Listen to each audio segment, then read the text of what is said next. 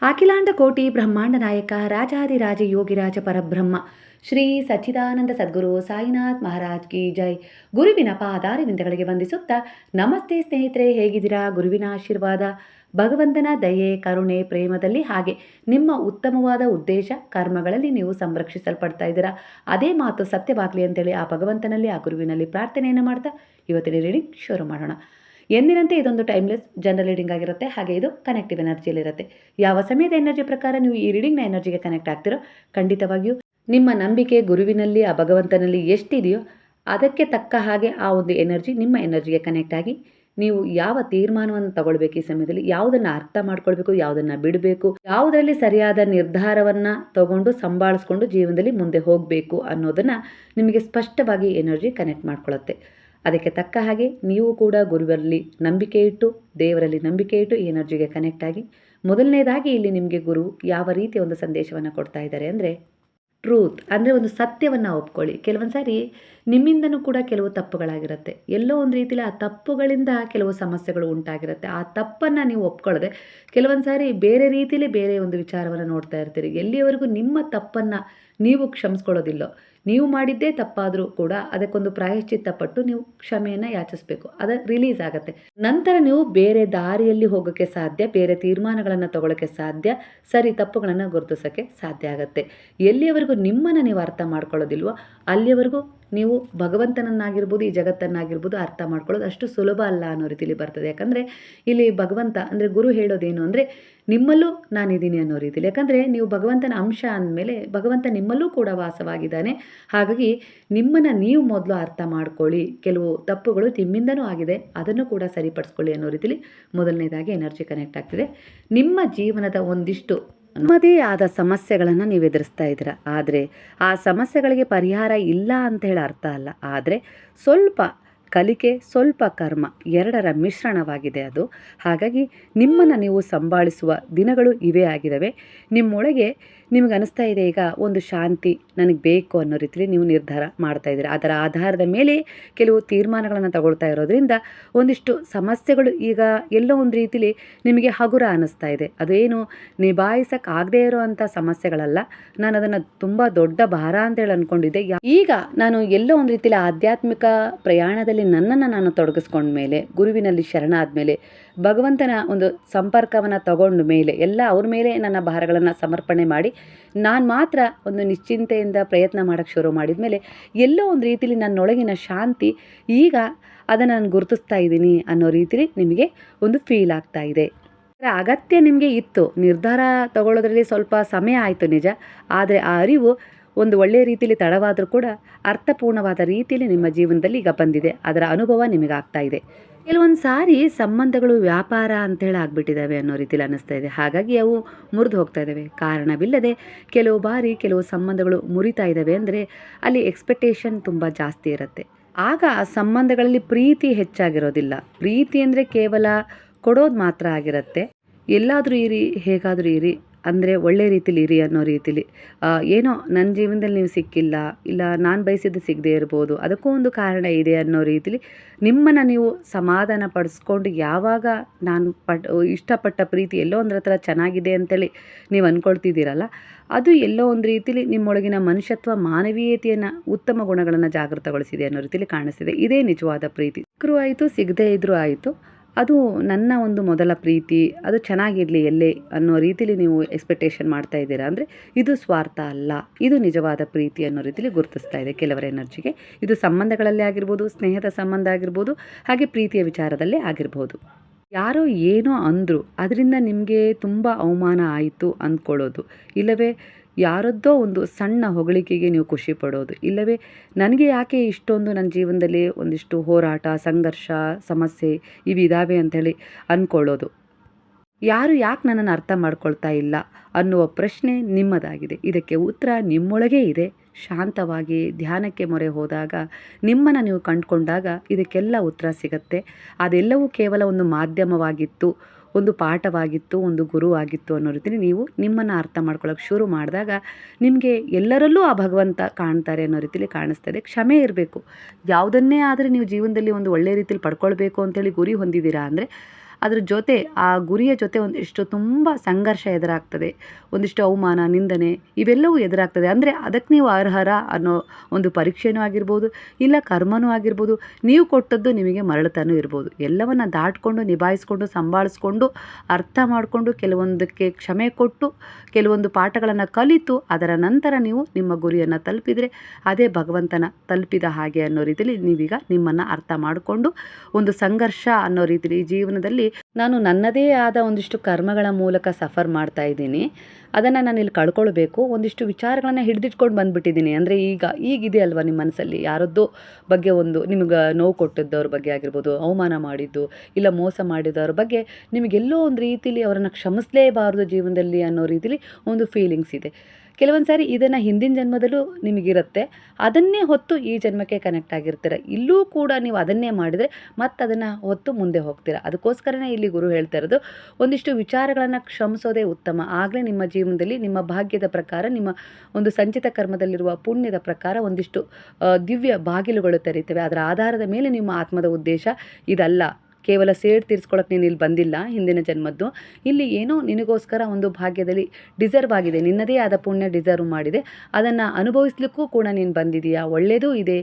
ಆದರೆ ನೀನು ಕೆಲವೊಂದು ಸಾರಿ ಹಠ ಮಾಡಿ ನಾನು ಏನಾದರೂ ಇಲ್ಲಿ ನನಗೆ ನೋವಾಗಿದೆ ಅಂದರೆ ಆ ನೋವು ನಾನು ಇನ್ನೊಬ್ರಿಗೆ ಕೊಡಬೇಕು ಅನ್ನೋ ರೀತಿಲಿ ನೀನು ಹಠ ಮಾಡಿ ನಿನ್ನ ಒಂದು ಜೀವನದಲ್ಲಿ ಒಂದು ಒಳ್ಳೆಯದನ್ನು ಕಳ್ಕೊಳ್ತಾ ಇದೆಯಾ, ತಡ ಮಾಡ್ತಾ ಇದೆಯಾ, ಅರ್ಥ ಮಾಡ್ಕೊಳ್ಳೋದು ತಡ ಆಗಿಬಿಡುತ್ತೆ ಅನ್ನೋ ರೀತಿಲಿ ಹೇಳ್ತಾ ಇದ್ದಾರೆ ಗುರುವು. ಅಂದರೆ ನೀವು ಇಲ್ಲಿ ಕ್ಷಮೆ ಕೊಡದೇ ಇದ್ದರೆ ಮುಂದೆ ಅದೇ ಒಂದು ವಿಚಾರವನ್ನು ತಗೊಂಡು ಮತ್ತೆ ಪುನರಪಿ ಜನನಂ ಪುನರಪಿ ಮರಣಂ ಅನ್ನೋ ಹಾಗೆ ಮುಂದೆ ಹೋಗ್ತಾನೆ ಇರ್ತೀರ.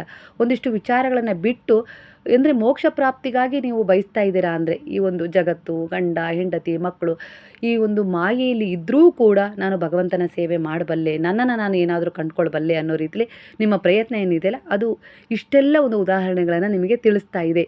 ಇಲ್ಲಿ ನೀನು ಒಂದು ಕೇವಲ ಭೌತಿಕ ಒಂದು ಸುಖ ಭೋಗಗಳನ್ನು ಅನುಭವಿಸ್ಲಿಕ್ಕೆ ಬಂದಿಲ್ಲ, ನಿನ್ನನ್ನು ಕೂಡ ನೀನು ಅರ್ಥ ಮಾಡ್ಕೊಳಕ್ಕೆ ಬಂದಿದೆಯಾ ಇಲ್ಲಿ ಅಂಥೇಳಿ ಇಲ್ಲಿ ಗುರು ನಿಮಗೆ ಅರಿವು ಮಾಡಿಸುವ ಪರಿಪಾಠ ಇದೇ ಆಗಿದೆ ಅನ್ನೋ ರೀತಿಲಿ ಕನೆಕ್ಟ್ ಆಗ್ತದೆ. ಯಾಕಂದರೆ ನೀವು ಆಧ್ಯಾತ್ಮಿಕ ಕ್ಷೇತ್ರದಲ್ಲಿ ಈಗ ನಿಮ್ಮನ್ನು ನೀವು ತೊಡಗಿಸ್ಕೊಂಡು ಬಿಟ್ಟಿದ್ದೀರಾ. ಹಿಂದೆ ಕೇವಲ ಮನೆ ಆಯಿತು, ಇಲ್ಲ ಅವ್ರು ಹೀಗಂದರು ಇವ್ರು ಹೀಗಂದರು ಆ ರೀತಿ ವಿಚಾರಗಳಷ್ಟೇ ಫೋಕಸ್ ಆಗ್ತಾ ಇತ್ತು.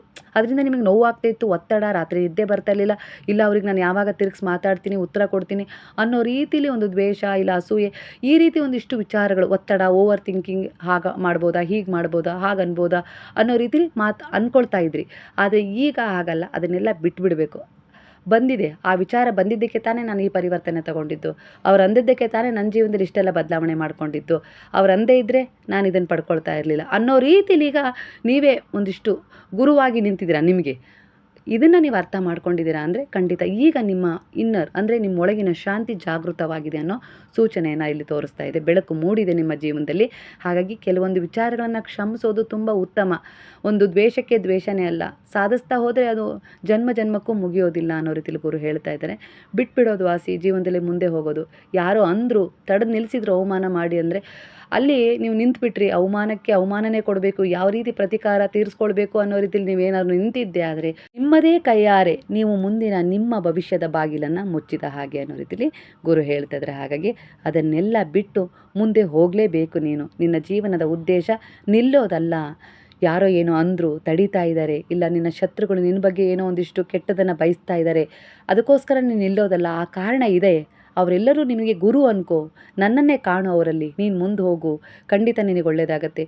ನಿನ್ನನ್ನು ಸೋಲಿಸ್ಬೇಕು ಇಲ್ಲ ಬೀಳಿಸ್ಬೇಕು ಅನ್ನೋ ರೀತಿಯಲ್ಲಿ ದೃಷ್ಟಿಯಲ್ಲಿ ಎಷ್ಟೋ ಜನ ಅಸೂಯೆ ದ್ವೇಷದಿಂದ ನಿನ್ನ ಸುತ್ತ ಒಂದು ಬಲೆ ಹೆಣೆದಿದ್ದಾರೆ. ಇಲ್ಲ ಅಂತ ಅಲ್ಲ, ಅದು ನನ್ನ ದೃಷ್ಟಿಗೆ ಕಾಣ್ತಾ ಇದೆ. ಯಾಕಂದರೆ ನೀನು ನನ್ನ ಶರಣದಲ್ಲಿದೆಯಾ ಅಂದಮೇಲೆ ನನ್ನ ದೃಷ್ಟಿ ನಿನ್ನ ಮೇಲಷ್ಟೇ ಅಲ್ಲ, ನಿನ್ನ ಸುತ್ತ ಕೂಡ ಇರುತ್ತೆ, ನಿನ್ನ ಪ್ರಾರಬ್ಧ ಕರ್ಮದ ಮೇಲೂ ಇರುತ್ತೆ, ಮುಂದಿನ ಭವಿಷ್ಯ ರೂಪಿಸಿಕೊಳ್ಳೋದ್ರ ಮೇಲೂ ಇರುತ್ತೆ. ಅದನ್ನು ಅರ್ಥ ಮಾಡ್ಕೋ. ಹಾಗಾಗಿ ಕೆಲವೊಂದು ವಿಚಾರಗಳಲ್ಲಿ ಪರಿವರ್ತನೆ ತಗೊಳ್ಬೇಕು ಅಂದರೆ ಕೆಲವೊಂದು ವಿಚಾರಗಳನ್ನು ಇಗ್ನೋರ್ ಮಾಡಲೇಬೇಕು, ಮುಂದೆ ಹೋಗಲೇಬೇಕು ಅನ್ನೋ ರೀತಿಲಿ ಗುರು ಹೇಳ್ತಾ ಇದ್ದಾರೆ. ನಿನ್ನನ್ನು ಯಾವುದೋ ರೀತಿಲಿ ದ್ವೇಷಕ್ಕೆ ಇಲ್ಲ ಒಳಪಡಿಸಿ ಯಾವುದೋ ರೀತಿಲಿ ಒಂದಿಷ್ಟು ನಿನ್ನ ಮೇಲೆ ಇಲ್ಲ ಸಲ್ಲದ ಆರೋಪಗಳನ್ನು ಹೊರಿಸಿದ್ರು. ಕಳ್ಳತನದ ಆರೋಪ ಆಗಿರ್ಬೋದು, ಇಲ್ಲ ಏನೂ ಇಲ್ಲದ ಸಂಬಂಧದಲ್ಲಿ ಏನೋ ಇದೆ ಅನ್ನೋ ರೀತಿಲಿ ಒಂದಿಷ್ಟು ನಿನ್ನನ್ನು ಅಪಪ್ರಚಾರ ಮಾಡಿದರು. ಇದೆಲ್ಲದೂ ನನಗೆ ತಿಳಿದಿದೆ. ಆ ನೋವು ನಿನ್ನನ್ನು ಎಲ್ಲೋ ಒಂದು ರೀತಿಲಿ ಒಳಗೆ ಕಾಡ್ತಾ ಇದೆ. ಆದರೂ ಕೂಡ ನಿನ್ನ ನಂಬಿಕೆ ನಿನ್ನನ್ನು ಇಲ್ಲಿವರೆಗೂ ಕರ್ಕೊಂಡು ಬಂದಿದೆ ಅಂದರೆ ಖಂಡಿತ ನಿನಗೋಸ್ಕರ ಯಾರು ಗುಂಡಿ ತೋಡಿದ್ರು ನಿನ್ನನ್ನು ಅದರಲ್ಲಿ ಬೀಳಿಸಿ ಚಂದ ನೋಡಬೇಕು ಅಂತ ಹೇಳಿ. ಆದರೆ ಇವತ್ತು ಅದೇ ಗುಂಡಿಯಲ್ಲಿ ಅವರೇ ಬಿದ್ದಿದ್ದಾರೆ ಅಂದರೆ ಅರ್ಥ ಮಾಡ್ಕೋ, ನನ್ನ ದೃಷ್ಟಿ ನಿನ್ನ ಮೇಲಿದೆ. ನೀನು ನನ್ನ ಪಾದಗಳಲ್ಲಿ ಶರಣಾಗಿದೆಯಾ, ದೃಷ್ಟಿ ಇಟ್ಟಿದೆಯಾ ಅಂದಮೇಲೆ ನಿನ್ನ ಮೇಲೆ ನನ್ನ ದೃಷ್ಟಿ ಇದೆ. ಹಾಗಾಗಿ ಈ ಪರಿವರ್ತನೆ ಆಗ್ತಾ ಇರೋದು.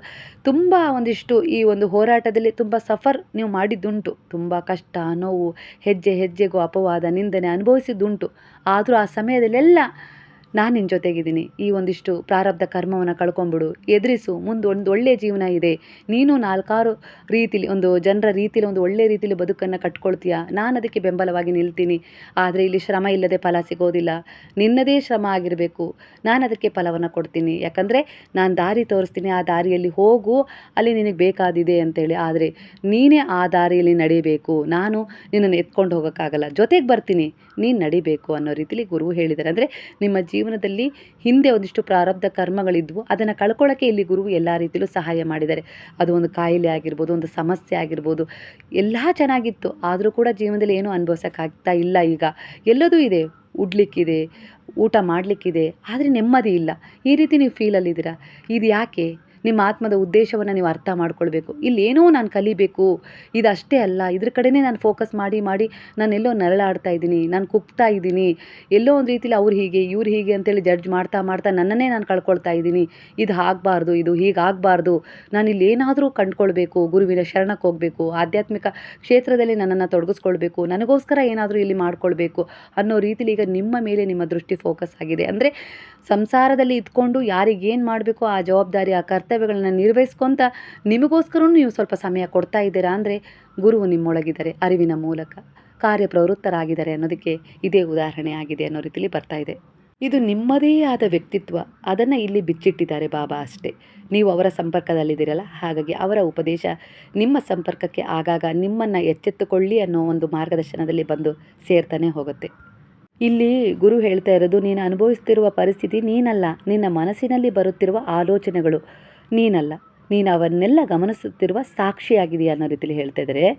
ಒಟ್ಟಾರೆಯಾಗಿ ಇಂದಿನ ಭಾಷೆಯಲ್ಲಿ ಈಗ ವರ್ತಮಾನದ ರೀತಿಯಲ್ಲಿ ಹೇಳೋದಾದರೆ, ನಿನ್ನ ಜೀವನದಲ್ಲಿ ಏನು ನಡೀತಾ ಇದೆ ಅನ್ನೋದಕ್ಕಿಂತ ಅದು ನಡೆಯುವಾಗ ನೀನು ನಿನ್ನನ್ನು ಕಳೆದುಕೊಳ್ತೀಯಾ ಇಲ್ಲವಾ ಅನ್ನೋದೇ ಮುಖ್ಯ ಅನ್ನೋ ರೀತಿಯಲ್ಲಿ ಗುರು ಹೇಳ್ತಿದ್ದಾರೆ. ಯಾರಾದರೂ ನಿನ್ನನ್ನು ಬಿಟ್ಟು ಹೋದರೆ ನೀನು ಕಡಿಮೆ ಆಗೋದು ಇಲ್ಲ, ಕುಗ್ಗೋದು ಇಲ್ಲ. ಯಾರಾದರೂ ನಿನ್ನನ್ನು ರಿಜೆಕ್ಟ್ ಮಾಡಿದ ತಕ್ಷಣವೇ ನಿನ್ನ ವ್ಯಾಲ್ಯೂ ಕೂಡ ಕಡಿಮೆ ಆಗೋದಿಲ್ಲ.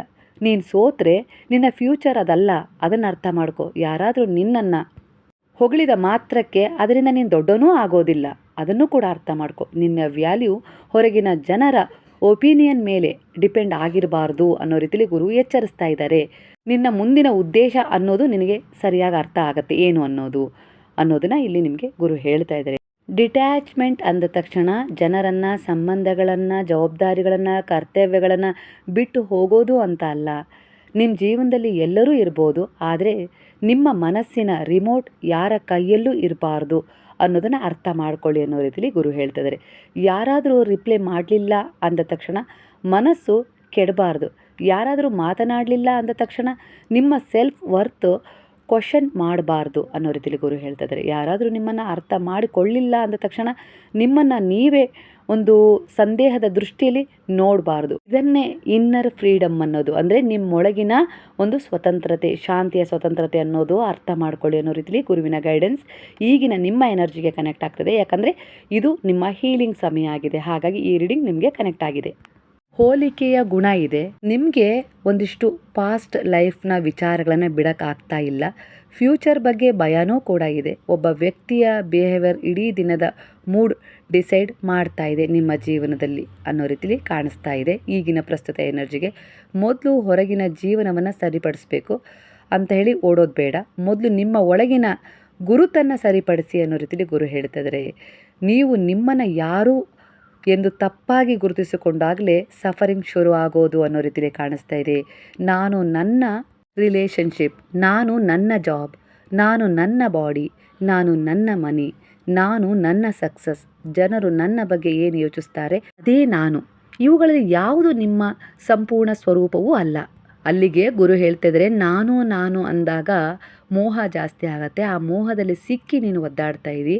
ಇಲ್ಲಿ ನಾನು ಅನ್ನೋದಕ್ಕಿಂತ ಹೆಚ್ಚಾಗಿ ನೀವು ಇದನ್ನೆಲ್ಲ ಕೊಟ್ಟಿದ್ದೀರಾ ಅನ್ನೋ ರೀತಿಲಿ ಭಗವಂತನಿಗೆ ಶರಣಾಗಿಸಿ ನೀವು ಅದರಲ್ಲಿ ಮುಂದೆ ಹೋದಾಗ ಖಂಡಿತ ಅದರ ಭಾರ ನೀವು ಭರಿಸೋದು ಅವಶ್ಯಕತೆ ಇರೋದಿಲ್ಲ. ಭಗವಂತನೇ ಭರಿಸಿ ಸಮಯೋಚಿತವಾಗಿ ನಿಮಗೇನು ಬೇಕು, ಯಾವ ಸಮಯದಲ್ಲಿ ಹೇಗೆ ಏನು ಎತ್ತ ಎಲ್ಲವ ಭಾರವನ್ನು ಅವರು ತಗೊಳ್ತಾರೆ. ಹೇಗೆ ನೀವೀಗ ನಿಮ್ಮದೊಂದು ಪುಟ್ಟ ಮಗುವಿನ ಜವಾಬ್ದಾರಿನ ನೀವು ತೊಗೊಂಡಿರ್ತೀರ, ಅದಕ್ಕೆ ಯಾವ ಸಮಯದಲ್ಲಿ ಸ್ನಾನ ಮಾಡಿಸ್ಬೇಕು, ಊಟ ಮಾಡಿಸ್ಬೇಕು, ಅದನ್ನು ಸ್ಕೂಲಿಗೆ ಕರ್ಕೊಂಡೋಗಿ ಬಿಡಬೇಕು, ಮತ್ತೆ ಕರ್ಕೊಂಡು ಹೋಗಿ ಬರಬೇಕು ಅನ್ನೋ ರೀತಿಯಲ್ಲಿ ನೀವು ಹೇಗೆ ಒಂದು ಯೋಚಿಸ್ತಾ ಇರ್ತೀರ, ಯೋಜನೆ ಹಾಕ್ಕೊಂಡಿರ್ತೀರ ಆ ಪುಟ್ಟ ಮಗುವಿನ ಬಗ್ಗೆ, ಅದೇ ರೀತಿ ಗುರುವು ಕೂಡ ನೀವು ಅವರ ಪಾದಗಳಲ್ಲಿ ದೃಢವಾದ ವಿಶ್ವಾಸವಿಟ್ಟು ಸೆರೆಂಡರ್ ಆದ ಮರುಕ್ಷಣವೇ ನಿಮ್ಮ ಸಂಪೂರ್ಣ ಭವಿಷ್ಯದ ಭಾರವನ್ನು ಅವರು ಭರಿಸಿರ್ತಾರೆ. ಆದರೆ ಜೀವನದಲ್ಲಿ ಒಂದಿಷ್ಟು ಅದನ್ನು ತಲುಪುವುದಕ್ಕಿಂತ ಮೊದಲು ನಿಮ್ಮ ಮೂಲಕನೇ ಕೆಲವು ಪರೀಕ್ಷೆಗಳಿಗೆ ಒಳಪಡಿಸ್ತಾರೆ. ಅದು ಪ್ರಾರಬ್ಧ ಕರ್ಮ ಕಳ್ಕೊಳ್ಳೋದಾಗಿರ್ಬೋದು, ಅಂದರೆ ನಿನ್ನ ಕರ್ಮಗಳನ್ನು ನೀನೇ ಕಳ್ಕೊ, ಅದಕ್ಕೆ ನಾನು ಸಹಾಯ ಮಾಡ್ತೀನಿ ಅನ್ನೋ ರೀತಿ ಕಳೆಯೋಕ್ಕೆ ಅವಕಾಶ ಕೊಡ್ತಾರೆ. ಒಳ್ಳೆಯದನ್ನು ಕೂಡಲಿಕ್ಕೂ ಕೂಡ ನಿಮಗೆ ಸಹಾಯ ಮಾಡ್ತಾರೆ. ಒಟ್ಟಾರೆಯಾಗಿ ನಿಮ್ಮ ಸಂಪೂರ್ಣ ಭಾರ ಗುರುವಿ ತಗೊಂಡಿದ್ದಾರೆ ಅನ್ನೋ ರೀತಿಯಲ್ಲಿ ಬರ್ತದೆ. ಹಾಗೆ ಕೆಲವರ ಪ್ರಸ್ತುತ ಎನರ್ಜಿಯ ಪ್ರಕಾರ ಕೆಲವೊಂದಿಷ್ಟು ಒಳ್ಳೆಯ ರೀತಿಯ ಜನರು ನಿಮ್ಮ ಜೀವನಕ್ಕೆ ಸಹಾಯ ಮಾಡ್ತೀನಿ ಅಂತೇಳಿ ಬರ್ತಾ ಇದ್ದಾರೆ. ಅಂದರೆ ಆ ಸಹಾಯವನ್ನು ತಗೊಳ್ಳಿ, ಮುಂದಿನದನ್ನು ಯೋಚಿಸಬೇಡಿ, ತಗೊಳ್ಳಿ, ಗುರುವಿನ ಮೇಲೆ ಭರವಸೆ ಇಟ್ಟು. ಯಾಕಂದರೆ ಗುರು ಯಾವುದಾದ್ರೂ ರೂಪದಲ್ಲಿ ನಿಮ್ಮ ನಂಬಿಕೆಗೆ ಅನುಸಾರವಾಗಿ ಬಂದಿದ್ದಾರೆ ಅನ್ನೋ ರೀತಿಯಲ್ಲಿ ಗುರು ಹೇಳ್ತಾ ಇದ್ದಾರೆ. ನಾನೇ ನಿನ್ನ ಸಹಾಯಕ್ಕೆ ಬಂದಿದ್ದೀನಿ, ಸಹಾಯವನ್ನು ಸ್ವೀಕರಿಸು ಅನ್ನೋ ರೀತಿಯಲ್ಲಿ ಹೇಳ್ತಾ ಇದ್ದಾರೆ. ಅದರಲ್ಲಿ ಅನುಮಾನ ಬೇಡ ಅನ್ನೋ ರೀತಿಯಲ್ಲಿ ಬಾಬಾ ಹೇಳ್ತಾ ಇದ್ದಾರೆ. ನಿಮ್ಮ ಜೀವನದಲ್ಲಿ ಈಗ ಏನಾದರೂ ಕಳೆದು ಹೋಗ್ತಾ ಇದ್ದರೆ ತಕ್ಷಣ ಅದನ್ನು ಹಿಡಿದಿಟ್ಕೊಳ್ಳಲು ಓಡೋದು ಬೇಡ. ಅದು ಪ್ರೀತಿ ವಿಚಾರ ಆಗಿರ್ಬೋದು, ಯಾವುದೋ ಒಂದು ಸಂಬಂಧ, ಯಾವುದೋ ಒಂದು ಕೆಲಸ ಕೈ ಜಾರಿ ಹೋಗ್ತಾ ಇದೆ, ಇಲ್ಲ ಯಾರೋ ಕಿತ್ಕೊಂಡಿದ್ದಾರೆ ಬಲವಂತವಾಗಿ ಏನಾದರೂ ಅನ್ನೋದಾದರೆ ಅದ್ರ ಹಿಂದೆ ಬೇಗನೆ ಅದು ತಕ್ಷಣವೇ ಬೇಕು ಅನ್ನೋ ರೀತಿಲಿ ಹಿಡಿದಿಟ್ಕೊಳ್ಳೋ ಪ್ರಯತ್ನದಲ್ಲಿ ಓಡೋದು ಬೇಡ ಅನ್ನೋ ರೀತಿಲಿ ಗುರು ಹೇಳ್ತಿದ್ದಾರೆ. ಕೆಲವೊಮ್ಮೆ ಜೀವನ ನಿಮ್ಮಿಂದ ಯಾವುದನ್ನೂ ತೆಗೆದುಕೊಳ್ಳೋದಿಲ್ಲ, ನೀವು ಅದಕ್ಕೆ ಕಟ್ಕೊಂಡಿರುವ ಬಂಧನವನ್ನು ತೋರಿಸ್ತಾ ಇರತ್ತೆ. ಅದನ್ನು ಅರ್ಥ ಮಾಡ್ಕೊಳ್ಳಿ. ನಿಮ್ಮನ್ನು ಒಪ್ಪಿಕೊಳ್ಳದವರ ಮುಂದೆ ನಿಮ್ಮ ವ್ಯಾಲ್ಯೂನ ಪ್ರೂವ್ ಮಾಡೋದು ಬೇಡ. ನಿಮ್ಮ ಪಾಸ್ಟನ್ನು ಮತ್ತೆ ರಿಪ್ಲೇ ಅಂತೂ ಮಾಡೋದೇ ಬೇಡ. ನಿಮ್ಮ ಫ್ಯೂಚರನ್ನು ಈಗಲೇ ಬದುಕಿ ಮುಗಿಸೋದು ಬೇಡ. ಈ ಕ್ಷಣಕ್ಕೆ ಬಾ, ನಿನ್ನನ್ನು ಗಮನಿಸು, ನಿನ್ನ ಮನಸ್ಸನ್ನು ಗಮನಿಸು, ನಿನ್ನ ಭಾವನೆಗಳನ್ನು ಗಮನಿಸು. ಯಾಕಂದರೆ ನೀನು ನಿನ್ನ ಥಾಟ್ಸ್ ಅಲ್ಲ, ನೀನು ನಿನ್ನ ಪ್ರಾಬ್ಲಮ್ಸ್ ಅಲ್ಲ, ನೀನು ನಿನ್ನ ಪಾಸ್ಟ್ ಅಲ್ಲ ಅನ್ನೋ ರೀತಿಲಿ ಗುರು ಹೇಳ್ತಿದ್ದಾರೆ. ನೀನು ಇವೆಲ್ಲವನ್ನು ಗಮನಿಸುತ್ತಿರುವ ಸಾಕ್ಷಿಯಾಗಿದೆಯಾ, ಸಾಕ್ಷಿಯ ಭಾವ ಮಾತ್ರ ನೀನು, ಆತ್ಮ ನೀನು ಅನ್ನೋ ರೀತಿಲಿ ಗುರು ಹೇಳ್ತಾ ಇದ್ದಾರೆ. ಅಲ್ಲಿಂದಲೇ ನಿಜವಾದ ಸ್ವಾತಂತ್ರ್ಯ ಶುರುವಾಗುತ್ತೆ, ಅದನ್ನು ಅನುಭವಿಸು ಅನ್ನೋ ರೀತಿಲಿ ಗುರುವು ಸಜೆಷನ್ ಕೊಡ್ತಾ ಇದ್ದಾರೆ ಈಗ ನಿಮ್ಮ ಮನಸ್ಸಿನ ಸ್ಥಿತಿಗೆ. ಇದರ ಅನುಭವ ನಿಮಗಾಗಿದ್ದು ತುಂಬ ವಯಸ್ಸು ಆದಮೇಲೆ ಅಂತಲೇ ಇಲ್ಲಿ ಬರ್ತದೆ. ಯಾಕಂದರೆ ಮೊದಲಿಗೆ ನಾನು ಮಾಡಿದೆ ಅನ್ನೋ ಒಂದು ಮೋಹದಲ್ಲಿ, ಎಲ್ಲರೂ ನನ್ನವರು ಅನ್ನೋ ರೀತಿಲಿ ಒಂದು ಮೋಹದಲ್ಲಿ ಒಂದಿಷ್ಟು ಕಳ್ಕೊಂಡದ್ದೇ ಹೆಚ್ಚು ಅನ್ನೋ ರೀತಿಲಿ ಬರ್ತಾಯಿದೆ. ಇವರೀಗ ನಾನು ಇದನ್ನೆಲ್ಲ ಮಾಡಿದ್ದು ಅನ್ನೋ ರೀತಿಲಿ ನಿಮಗೀಗ ವಯಸ್ಸಾದ ಕಾಲಕ್ಕೆ ಅದರ ಅನುಭವನ ತಂದಿಡ್ತಾ ಇದ್ದಾರೆ. ಅಂದರೆ ಗುರುವು ಮೊದಲೇ ನಿನಗೆ ನಾನು ಸಾಕಷ್ಟು ಅವಕಾಶಗಳನ್ನು ಕೊಟ್ಟಿದ್ದೆ, ಅಂದರೆ ನೀನು ಈ ಮೋಹಕ್ಕೆ ಇಲ್ಲಿ ಒಳಗಾಗಿದೆಯಾ ಅಂದರೆ, ನಾನು ನನ್ನದು ನನ್ನ ಮಕ್ಕಳು ಅನ್ನೋ ರೀತಿಯಲ್ಲಿ ಒಳಗಾಗಿದೆಯಾ ಅಂದರೆ ಅದು ತಪ್ಪಲ್ಲ. ಭೌತಿಕವಾಗಿ ನಿನ್ನ ಕರ್ತವ್ಯಗಳನ್ನು ಜವಾಬ್ದಾರಿಗಳನ್ನು ನಿರ್ವಹಿಸ್ತಾ ಇದೆಯಾ, ಆದರೆ ಅದರ ಜೊತೆಗೆ ನೀನು ನಿನ್ನನ್ನು ಕೂಡ ಅರ್ಥ ಮಾಡಿಕೊಂಡು ನಿನಗೋಸ್ಕರನಾದರೂ ಏನಾದರೂ ಇಟ್ಕೋಬೇಕಾಗಿತ್ತು, ಆದರೆ ನೀನು ಇಟ್ಕೊಂಡಿಲ್ಲ. ಅದನ್ನೇ ನೀನು ತಪ್ಪು ಮಾಡಿದ್ದು. ಹಾಗಾಗಿ ಈಗ ಅದರ ಅರಿವು ನಿನಗೆ ಮೂಡುವಂಥ ಒಂದು ಪಾಠ ಸಿಕ್ಕಿದೆ. ಈಗೂ ಕಾಲ ಮಿಂಚಿಲ್ಲ. ಯಾಕಂದರೆ ಬದುಕಿನ ಕೊನೆಯ ಕ್ಷಣದವರೆಗೂ ನೀನು ಪ್ರಾಯಶ್ಚಿತ್ತ ಪಟ್ಟದ್ದಕ್ಕೆ ಒಂದು ಫಲ ಅಂತ ಹೇಳಿ ಸಿಗತ್ತೆ. ಪಡ್ತಾ ಇದೆಯಾ? ನಾನು ನಿನ್ನ ಜೊತೆಗಿದ್ದೀನಿ. ಖಂಡಿತ ಇನ್ನು ಮುಂದಿನ ದಿನಗಳು ನಿನ್ನ ಜೀವನದಲ್ಲಿ ನೆಮ್ಮದಿಯ ಶಾಂತಿಯ ದಿನಗಳಾಗಿರುತ್ತೆ. ಯಾಕಂದರೆ ಈಗ ನೀನು ನಿನ್ನನ್ನು ಅರ್ಥ ಮಾಡ್ಕೊಂಡಿದೀಯ. ವಯಸ್ಸಾದ ಮೇಲಾದರೂ ಬುದ್ಧಿ ಬಂತು ಅಂತಾರಲ್ಲ, ಆ ರೀತಿ ನಿನ್ನ ಜೀವನದಲ್ಲಿ ನೀನೀಗ ಸಾಕಷ್ಟು ತಿಳ್ಕೊಂಡಿದೀಯಾ. ಕೊನೆಗೂ ಭಗವಂತನ ಶರಣದಲ್ಲಿ ಬಂದು ಎಲ್ಲವೂ ನೀನೇ ತಂದೆ, ನಾನೇ ಮರ್ತು ಬಿಟ್ಟಿದ್ದೆ ನಿನ್ನನ್ನು ಅನ್ನೋ ರೀತಿಲಿ ನೀವೀಗ ಅರ್ಥ ಮಾಡ್ಕೊಂಡಿದ್ದೀರಾ. ಕೆಲವರ ಎನರ್ಜಿಗೆ ಇದು ಕನೆಕ್ಟ್ ಆಗ್ತಾ ಇದೆ. ಈ ಕ್ಷಣದಲ್ಲಿ ಬದುಕು, ಭಯದಿಂದ ಜೀವನವನ್ನು ನಿಯಂತ್ರಿಸಬೇಡ ಅನ್ನೋ ರೀತಿಲಿ ಗುರು ಹೇಳ್ತಿದ್ದಾರೆ. ನಿಮಗೀಗ ಒಂದಿಷ್ಟು ಗೊಂದಲಗಳಿದ್ದಾವೆ ಮನಸ್ಸಲ್ಲಿ. ನನ್ನ ಫ್ಯೂಚರ್ ಏನಾಗುತ್ತೆ, ನನಗೆ ಯಾವಾಗ ಜಾಬ್ ಸಿಗತ್ತೆ, ನಾನು ಸರಿಯಾದ ಕರಿಯರ್ ಆಯ್ಕೆ ಮಾಡಿದ್ದೀನಾ, ನನ್ನ ಜೊತೆಗಿರುವವರು ಮುಂದೆ ಹೋಗ್ತಿದ್ದಾರೆ, ನಾನು ಮಾತ್ರ ಹಿಂದೆ ಉಳಿದಿದ್ದೇನೆ ಅನ್ನೋ ರೀತಿಲಿ ಒಂದಿಷ್ಟು ಪ್ರಶ್ನೆಗಳು ನಿಮ್ಮ ಮನಸ್ಸನ್ನು ಫ್ಯೂಚರ್ನಲ್ಲಿ ಸಿಕ್ಕಿ ಹಾಕಿಕೊಂಡಿವೆ ಅನ್ನೋ ರೀತಿಲಿ ಕಾಣಿಸ್ತಾ ಇದೆ. ಆದರೆ ಇಲ್ಲಿ ಬಾಬಾ ಹೇಳ್ತಾ ಇರೋದು, ಫ್ಯೂಚರ್ ಬಗ್ಗೆ ಭಯಪಟ್ಕೊಂಡು ಪ್ರೆಸೆಂಟನ್ನು ಅಂದರೆ ವರ್ತಮಾನದಲ್ಲಿ ನೀವು ನಿಮ್ಮ ಒಂದು ನೆಮ್ಮದಿಯನ್ನು ಕಳೆದುಕೊಳ್ಳೋದು ಅರ್ಥಹೀನ ಅನ್ನೋ ರೀತಿಲಿ ಬರ್ತಾ ಇದೆ. ನಿಮ್ಮ ಮುಂದೆ ಇನ್ನೂ ದಾರಿ ಕಾಣ್ತಾ ಇಲ್ಲ ಅಂದರೆ ದಾರಿ ಇಲ್ಲ ಅಂತ ಹೇಳಲ್ಲ. ಕೆಲವೊಮ್ಮೆ ಜೀವನ ನಿಮಗೆ ಇಮ್ಮಿಡಿಯೇಟ್ ಆನ್ಸರ್ ಕೊಡದೆ ನೀವು ಯಾವ ಡೈರೆಕ್ಷನ್ನಲ್ಲಿ ಬೆಳೆಯಬೇಕು ಅನ್ನೋದನ್ನು ಅರ್ಥ ಮಾಡಿಕೊಳ್ಳಲು ಸ್ಪೇಸ್ ಕೊಡುತ್ತೆ ಅನ್ನೋ ರೀತಿಲಿ ಕಾಣಿಸ್ತಾ ಇದೆ. ಕೆಲವರ ಎನರ್ಜಿಗೆ ಅರ್ಥ ಮಾಡ್ಕೊಳ್ಳಿ. ನೀವು ಸ್ಟಕ್ ಆಗಿಲ್ಲ, ಯಾವುದೋ ಒಂದು ವಿಚಾರದಲ್ಲಿ ಸಿಕ್ಕಾಕೊಂಡಿಲ್ಲ, ಅಡೆತಡೆ ಕಾಣಿಸ್ತಾ ಇದೆ ಅಂದ್ಕೊಂಡಿದ್ದೀರಿ, ಅದು ಅಡೆತಡೆ ಅಲ್ಲ. ಯಾರೋ ನಿಮ್ಮನ್ನು ಬಿಟ್ಟು ಹೋಗಿದ್ದಾರೆ, ಮುಗೀತು ನನ್ನ ಜೀವನ ಅಂತ ಹೇಳಿ ಅಂದ್ಕೊಂಡಿದ್ದೀರಿ, ಅದಲ್ಲ. ನನಗೆ ಕೆಲಸ ಸಿಗ್ತಾ ಇಲ್ಲ, ಇಲ್ಲ ಮಗು ಆಗ್ತಾ ಇಲ್ಲ, ಮದುವೆ ಆಗ್ತಾ ಇಲ್ಲ, ಇಂಥ ಒಂದಿಷ್ಟು ಸ್ಟಕ್ ಎನರ್ಜಿ ನೀವು ಆಗಿಲ್ಲ. ನೀವು ಒಂದು ಬದಲಾವಣೆಯ ದಾರಿಯಲ್ಲಿ ಇದ್ದೀರಾ. ಜಾಬ್ ಸಿಗ್ತಿಲ್ಲ ಅಂದರೆ ಜೀವನ ಮುಗ್ದಿಲ್ಲ. ಒಂದು ಆಪರ್ಚುನಿಟಿ ರಿಜೆಕ್ಟ್ ಆಯ್ತು ಅಂದ ಮಾತ್ರಕ್ಕೆ ನಿಮ್ಮ ಡೆಸ್ಟಿನಿನೇ ರಿಜೆಕ್ಟ್ ಆಯಿತು ಅಂತ ಹೇಳಲ್ಲ. ಒಂದು ಕರಿಯರ್ ಪ್ಲಾನ್ ವರ್ಕ್ ಆಗಲಿಲ್ಲ ಅಂದ ಮಾತ್ರಕ್ಕೆ ನೀವು ಫೇಲ್ಯೂರ್ ಅಂತ ಹೇಳಿ ಅಲ್ಲ. ಬಹುಶಃ ಜೀವನ ನಿಮ್ಮನ್ನು ಒಂದು ನಿರ್ದಿಷ್ಟ ದಾರಿಯಿಂದ ಮತ್ತೊಂದು ದಾರಿಗೆ ಮರು ನಿರ್ದೇಶನ ಮಾಡ್ತಾ ಇದೆ ಅಂತೇಳಿ ಅರ್ಥ. ಆದರೆ ಸಮಸ್ಯೆ ಏನಂದರೆ, ನಾನು ಆನ್ಸರ್ ಸಿಗುವವರೆಗೂ ಕಾಯ್ತಾ ಕುಳಿತುಬಿಡ್ತೇನೆ ಅನ್ನೋ ರೀತಿಲಿ, ಕಾಯಬೇಡ ಅನ್ನೋ ರೀತಿಲಿ ಬರ್ತದೆ. ಜಾಬ್ ಹುಡುಕ್ತಾ ಇದ್ದರೆ ಹುಡುಕು, ಸ್ಕಿಲ್ ಕಲಿಬೇಕಂತ ಹೇಳಿ ಮನಸ್ಸಲ್ಲಿದ್ದರೆ ಕಲಿ, ಹೊಸ ಆಪರ್ಚುನಿಟಿ ಬಂದರೆ ಪ್ರಯತ್ನಿಸು. ಆದರೆ ನನಗೆ ಫ್ಯೂಚರ್ನಲ್ಲಿ ಏನಾಗುತ್ತೆ ಅನ್ನುವ ಭಯದಲ್ಲಿ ಇಂದಿನ ದಿನವನ್ನು ನೀನು ಕಳ್ಕೋಬೇಡ, ವ್ಯರ್ಥ ಮಾಡಬೇಡ ಅನ್ನೋ ರೀತಿಲಿ ವಿಚಾರ ಬರ್ತಾ ಇದೆ. ನಿಮ್ಮ ಕರಿಯರೇ ನಿಮ್ಮ ಸಂಪೂರ್ಣ ಐಡೆಂಟಿಟಿ ಅಲ್ಲ. ನಿಮಗೆ ಜಾಬ್ ಇಲ್ಲ ಅಂದ ತಕ್ಷಣ ನಾನು ಯೂಸ್ಲೆಸ್ ಅಂತ ಹೇಳಿ ಅಂದ್ಕೊಳ್ಳೋದೇನು ಬೇಡ. ಮನಿ ಕಡಿಮೆ ಇದೆ ಅಂದ ತಕ್ಷಣ ಜೀವನದಲ್ಲಿ ಯಶಸ್ವಿ ಆಗಲಿಲ್ಲ ಅಂತೇಳಿ ಅಂದ್ಕೊಳ್ಳೋದು ಬೇಡ. ಇತರರು ಮುಂದೆ ಹೋಗ್ತಾ ಇದ್ದಾರೆ, ನಾನು ಹಿಂದೆ ಬಿದ್ದಿಲ್ಲ ಅನ್ನೋ ರೀತಿಲಿ ನಿಮಗೆ ನೀವು ಹೇಳ್ಕೊಳ್ಬೇಕು. ಪ್ರತಿಯೊಬ್ಬರ ಒಂದು ಟೈಮ್ ಲೈನ್ ಬೇರೆ ಬೇರೆನೇ ಇರುತ್ತೆ, ಅದನ್ನು ಅರ್ಥ ಮಾಡ್ಕೊಳ್ಬೇಕು ಅನ್ನೋ ರೀತಿಲಿ ಗುರು ಹೇಳ್ತಾ ಇದ್ದಾರೆ. ಇಲ್ಲಿ ಗುರು ಹೇಳ್ತಾ ಇದ್ದಾರೆ, ಇನ್ನೊಬ್ಬರ ಜೊತೆ ಹೋಲಿಕೆ ಮಾಡ್ಕೊಳ್ಳೋದನ್ನು ಮೊದಲು ನಿಲ್ಲಿಸು. ನಿಮ್ಮ ಬಳಿ ಯಾವ ಟ್ಯಾಲೆಂಟ್ ಇದೆ, ನೀವು ಕಲಿಯಬಹುದಾದ ಸ್ಕಿಲ್ ಏನು, ನೀವೀಗಲೇ ತೆಗೆದುಕೊಳ್ಳಬಹುದಾದ ಒಂದು ಸ್ಮಾಲ್ ಸ್ಟೆಪ್ ಯಾವುದು, ಅದನ್ನು ಆಯ್ಕೆ ಮಾಡ್ಕೊಳ್ಳಿ. ಮೊದಲು ನಿಮ್ಮ ಫ್ಯೂಚರ್ ಬಗ್ಗೆ ಭಯಪಡೋದನ್ನು ಬಿಟ್ಬಿಡಿ.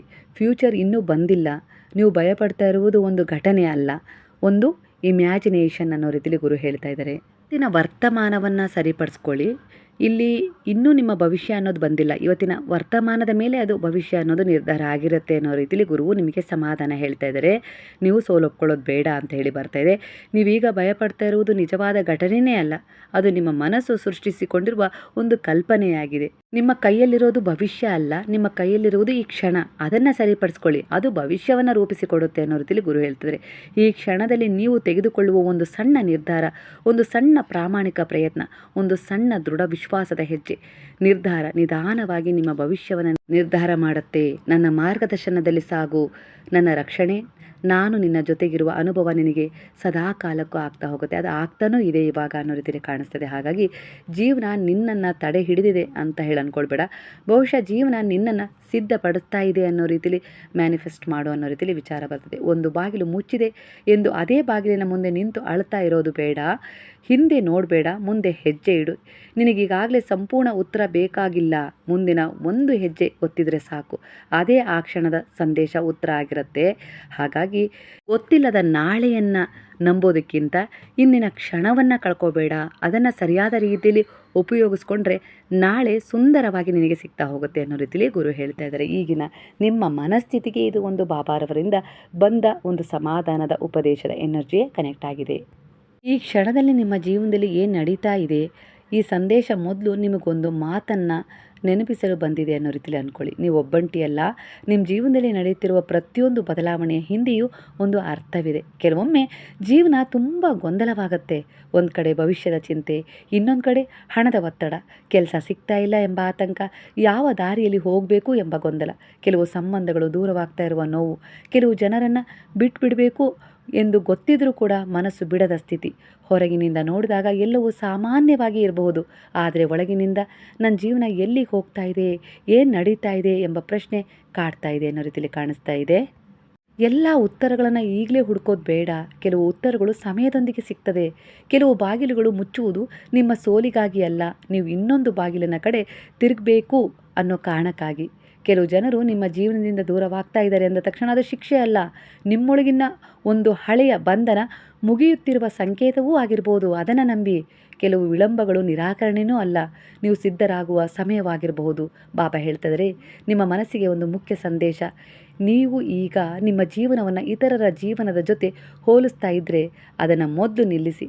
ಯಾರಿಗೋ ಕೆಲಸ ಸಿಕ್ಕಿದೆ ಅಂದ ಮಾತ್ರಕ್ಕೆ ನಿಮ್ಮ ಮಕ್ಕಳ ಭವಿಷ್ಯ ಶೂನ್ಯವಾಗಿರೋದಿಲ್ಲ ಅಲ್ವಾ. ನನ್ನ ಶರಣದಲ್ಲಿದ್ದೀರಾ ಅಂದರೆ ಆ ಶೂನ್ಯದಿಂದನೇ ಸಂಖ್ಯೆಯ ಪ್ರಾರಂಭವನ್ನು ನಾನು ಮಾಡ್ತೀನಿ ಅನ್ನೋ ರೀತಿಲಿ ಭರವಸೆಯನ್ನು ಕೊಡ್ತಾ ಇದ್ದಾರೆ. ಯಾರಿಗೋ ಮದುವೆ ಆಗಿದೆ, ಯಾರೋ ಹಣ ಸಂಪಾದಿಸ್ತಾ ಇದ್ದಾರೆ, ಯಾರೋ ತಮ್ಮ ಜೀವನದಲ್ಲಿ ಮುಂದೆ ಹೋಗ್ತಾ ಇದ್ದಾರೆ, ಸೆಟ್ಲ್ ಆಗಿದ್ದಾರೆ ಅನ್ನೋ ರೀತಿಯಲ್ಲಿ ನೀವು ಯೋಚಿಸೋದು ಬೇಡ.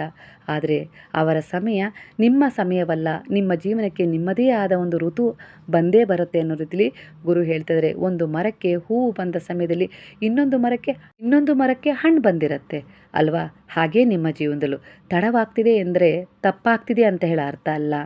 ನಿಮ್ಮನ್ನು ಗೌರವಿಸಿದ ವ್ಯಕ್ತಿಯ ಪ್ರೀತಿಗಾಗಿ ನಿಮ್ಮ ಸ್ವಾಭಿಮಾನವನ್ನು ಕಳೆದುಕೊಳ್ಳೋದು ಬೇಡ ಅನ್ನೋ ರೀತಿಲಿ ಗುರು ಹೇಳ್ತಾ ಇದ್ದಾರೆ.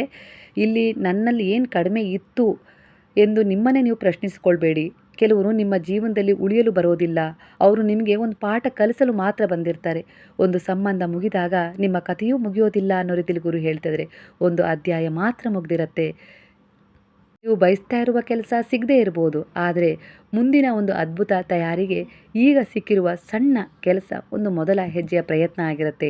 ನೆನ್ಪಿಡು ಅನ್ನೋ ರೀತಿಲಿ ಗುರು ನಿಮಗೆ ಸಮಾಧಾನ ಪಡಿಸ್ತಾ ಇದ್ದಾರೆ. ನಾನು ಇನ್ನೆಷ್ಟು ಕಾಯಬೇಕು ಅನ್ನಿಸ್ತಾ ಇರ್ಬೋದು, ಆದರೆ ಪ್ರಯತ್ನ ನಿಲ್ಲಿಸಬೇಡ. ನಿನಗೆ ಬೇಕಾದ ಅವಕಾಶ ಇನ್ನೂ ನಿನ್ನ ಕಣ್ಣಿಗೆ ಕಾಣಿಸ್ದೇ ಇರ್ಬೋದು, ಆದರೆ ನನ್ನ ಕಣ್ಣಿಗೆ ಕಾಣಿಸ್ತಾ ಇದೆ. ಇನ್ನು ಸ್ವಲ್ಪ ಪ್ರಯತ್ನ ಪಡು, ಎಲ್ಲ ಒಳ್ಳೆಯದಾಗತ್ತೆ.